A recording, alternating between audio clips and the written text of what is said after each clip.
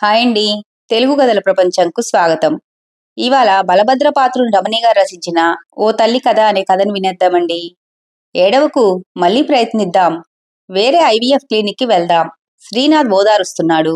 నా మనసు ఒప్పుకోవటం లేదు. క్లియర్గా మన ఇద్దరం తల్లిదండ్రులం కాలేము అని చెప్పేశారుగా. అదంతా వేస్ట్ అన్నాను. అతను నా తల నిమురుతూ, జనని, మనం ఎవరినైనా అడాప్ట్ చేసుకుందాం. నువ్వు తల్లివి కాకుండా ఈ సృష్టిలో ఎవరూ ఆపలేరు. ఈ ప్రపంచంలో ఎంతో మంది అనాథలు ఉన్నారు అన్నాడు. అతని కళ్ళలోకి చూసి నా కడుపు మీద చెయ్యి వేసుకుని నిమురుకుంటూ ఉండిపోయాను. గొడ్డుమోతు చెట్టు కంప కింద తయారయింది. ఓ పువ్వా పండా? 4 ఏళ్లు నీళ్లు పోశాను అనవసరంగా. దానిమ్మ చెట్టు కొట్టేస్తూ పక్కింటి శేషమ్మగారు అన్న మాట నాకు గుచ్చుకుంది. ఇలా ఎవరేం మాట్లాడినా నేను హట్టవటం, తల్లికాలేని నా లోపాన్ని ఎత్తి చూపించినట్లుగా భావించటం నా తప్పు గాని వాళ్ళది కాదు. రోజు రోజుకు మరీ సెన్సిటివ్గా తయారవుతున్నావు అంటూ శ్రీనాథ్ నన్ను కౌన్సిలింగ్కి తీసుకెళ్లాడు. ఆ డాక్టర్ అమృత చాలా దయగా మాట్లాడారు. అడాప్షన్ ఏజెన్సీలో చట్ట ప్రకారం మమ్మల్ని రిజిస్టర్ చేయించుకోమన్నారు. నా పాత జీవితంలోకి మళ్లీ వెళ్ళమని, నేను మానేసిన బేకింగ్ మళ్లీ స్టార్ట్ చేయమని ఎన్నో విధాలుగా నచ్చజెబుతూ నాకు కౌన్సిలింగ్ ఇచ్చారు. అక్కడున్నంతసేపు బాగానే ఉండేది.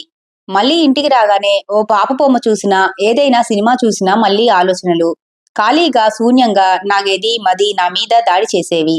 ఆ శూన్యం ఈ అదృష్టం లేని వాళ్ళకే అర్థమవుతుంది. వేరే వాళ్ళకి అర్థం కాదు అనిపించేది. శ్రీనాథ్ ఆఫీస్ పని మీద సింగపూర్ వెళ్తూ నన్ను పుట్టింట్లో కొన్నాళ్ళు ఉండిరమ్మని పంపించాడు. అమ్మా నాన్న నన్ను చూసి చాలా ఆనందించారు.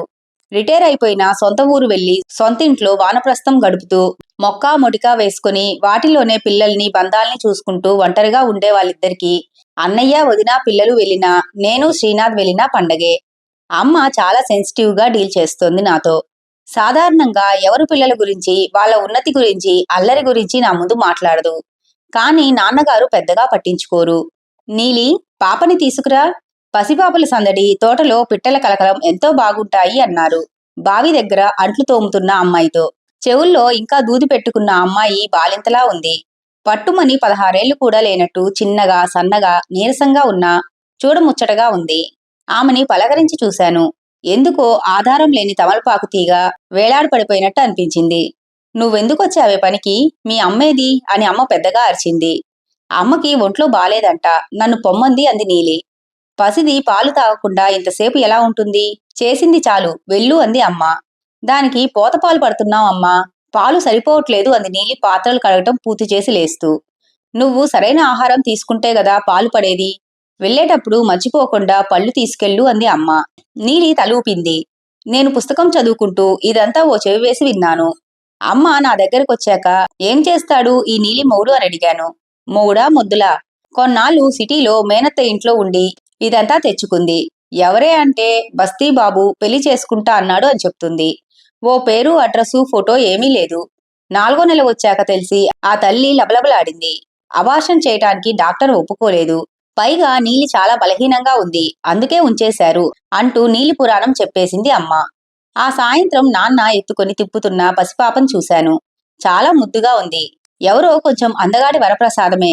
దుర్మార్గుడు అలా ఎలా తల్లించేసి వదిలేశాడో అనుకున్నాను కోపంగా. షు, దాన్నిచ్చేసి రండి అమ్మ కోప్పడుతూ అంది నాన్నని. ఇటు తీసుకురండి నాన్న అన్నాను. నాన్న పాపని తీసుకొచ్చి ఇస్తూ, చూడు ఆంటీ అని పాపని నాకు అందించారు. పాపని ఎత్తుకోగానే బోసినవ్వులు నవ్వింది. అప్పుడే విరిసిన గులాబీ పువ్వుల ఆ నవ్వు ఎంత ఆహ్లాదంగా ఉందో. చిన్న చిన్న కాళ్ళతో నా గుండెల్ని తంతూ ఉంటే ఎంతో హాయిగా అనిపించింది.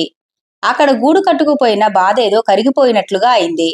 ఎత్తుకొని తోటంతా తిరిగాను. దానికి అర్థం కాకపోయినా ప్రతి పువ్వు కాయ చూపిస్తూ ఆడిస్తూ ఆనందంగా గడిపాను. అమ్మ, పాపకి పాలు ఇప్పించి తీసుకొస్తాను ఇవ్వండి అని నీలి తల్లి పైడమ్మ అడుగుతుంటే ఇవ్వలేక ఇచ్చాను. అప్పటి నుండి రోజు పాపతో ఆడుకోవటంతో పాటు గులాబీ అని పిలవటం మొదలుపెట్టాను. నీలి చాలా అభావంగా పాప వైపు చూసేది. వాళ్ళమ్మ ఓనాడు, దీనికి అసలు పాప మీద ప్రేమ ఉందా లేదా తెలియడం లేదమ్మగారు. పాలిచ్చి ఎటో చూస్తూ కూర్చుంటది. పలకా బల్పం తీసుకుని ఏవో అక్షరాలు రాసుకుంటది. లేదంటే ఏవో కథల పుస్తకాలు తెచ్చుకొని చదువుకుంటూ ఉంటది అని కంప్లైంట్ చేసింది. అమ్మ అంతా విని, అదీ చిన్నదే కదే, ఇంకా దానికి ఈ బాధ్యత అర్థం కావటం లేదులే అంది. పైడమ్మకి భర్త లేడు.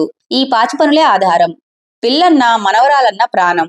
ఇదంతా సంఘంలో అవమానమని, సమాజం ఏమంటుందోనని గుండెలు బాదుకునేటంత తెలివితేటలు లేవు.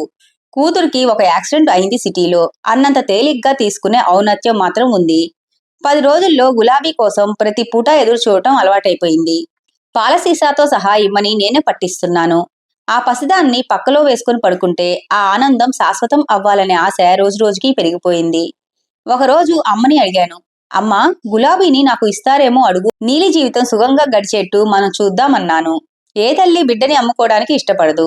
అందుకే అసలు దాన్ని తీసుకురావద్దని మీ నాన్నకి చెప్పాను, అమ్మ ఘాటుగా చెప్పింది. కొద్దిగా బాధపడినా అడిగి చూస్తే ఏమన్నాను.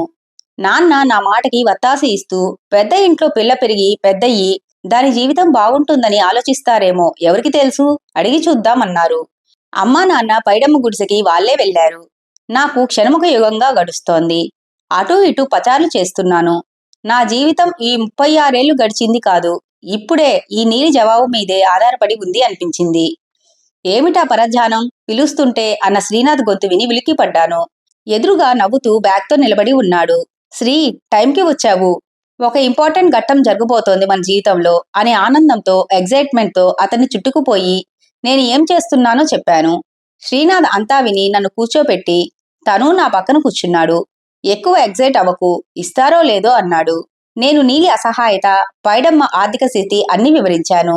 అతను అంతా విని అయినా నాకు డౌటే అన్నాడు. గులాబీని ఎప్పుడంటే అప్పుడు నీలి వచ్చి చూడొచ్చు. మంచి స్కూల్లో వేసి మంచిగా పెంచుతాం అని చెప్పాను అన్నాను. అమ్మా అని పరిగెత్తుకుంటూ నీలి వచ్చింది. ఆత్రంగా గేటు తీసుకుని ఏడుస్తూ వచ్చింది. శోకదేవతలా ఉంది.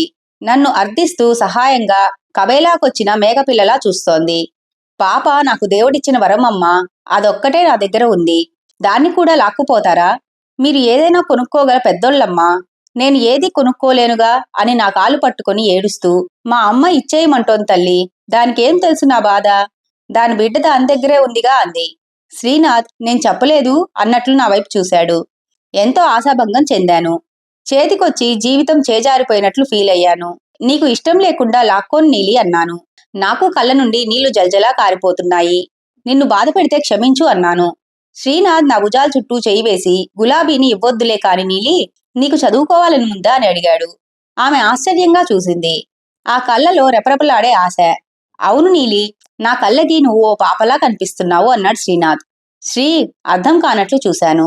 ఆ తరువాత మేము ఒక బిడ్డకి తల్లిదండ్రులుగా తిరుగు ప్రయాణం అయ్యాం. రిజిస్టర్ ఆఫీస్కి వెళ్లి ల్యాండ్ రిజిస్ట్రేషన్లా బిడ్డని కూడా రిజిస్ట్రేషన్ చేయించుకోండి అని ఎవరో సలహా ఇచ్చారు. మా బిడ్డ మేజర్ అట. అవును, నీలిని మేం దత్తత తీసుకున్నాం. నీలితో పాటు బోనస్గా గులాబీ వచ్చింది. ఈ నీలి అనే చిట్టి మొక్కకి పూసిన పసిమొగ్గని ఎలా తుంచుతాం? ఇంతటితో కథ కంచికి మనం ఇంటికి. ఈ కథ కనుక మీకు నచ్చినట్లయితే లైక్ చేసి, షేర్ చేసి, కామెంట్ చేసి మన ఛానల్కి సపోర్ట్ చేసేయండి ఫ్రెండ్స్. ఇక ఉంటానండి. By by.